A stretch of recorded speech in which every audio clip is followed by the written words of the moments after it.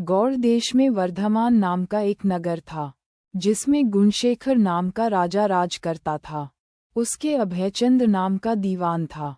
उस दीवान के समझाने से राजा ने अपने राज्य में शिव और विष्णु की पूजा, गोदान, भूदान, पिंडदान आदि सब बंद कर दिए।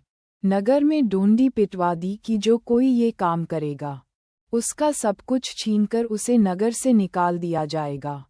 एक दिन दीवान ने कहा, महाराज, अगर कोई किसी को दुख पहुंचाता है और उसके प्राण लेता है तो पाप से उसका जन्म मरण नहीं छूटता।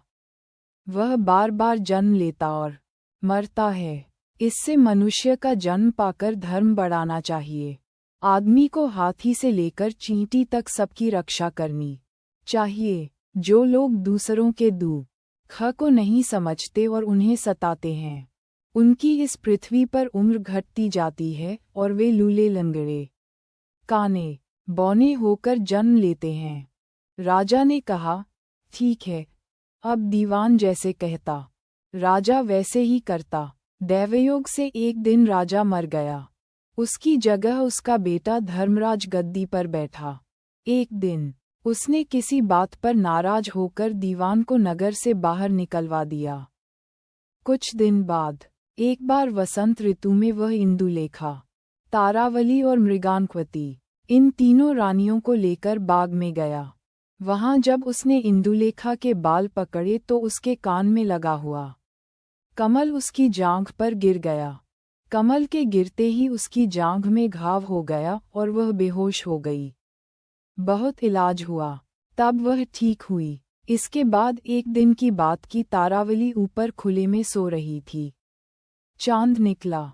जैसे ही उसकी चांदनी तारावली के शरीर पर पड़ी, फफोले उठ आए। कई दिन के इलाज के बाद उसे आराम हुआ। इसके बाद एक दिन किसी के घर में मूसलों से धान कूटने की आवाज हुई। सुनते ही मृगानक्वती के हाथों में छाले पड़ गए। इलाज हुआ, तब जाकर ठीक हुए। इतनी कथा सुनाकर बेताल ने पूछा, महाराज, बताएं, उन तीनों में सबसे ज्यादा कोमल कौन थी? राजा ने कहा, मृगानक्वती, क्योंकि पहली दो के घाव और छाले कमल और चांदनी के छूने से हुए थे। तीसरी ने मूसल को छुआ भी नहीं और छाले पड़ गए, वही सबसे अधिक सुकुमार हुई। राजा के इतना कहते ही बेताल 9-2-11 हो गया। राजा बेचारा फिर मसान में गया और जब वह उसे लेकर चला, तो उसने एक और कहानी सुनाई।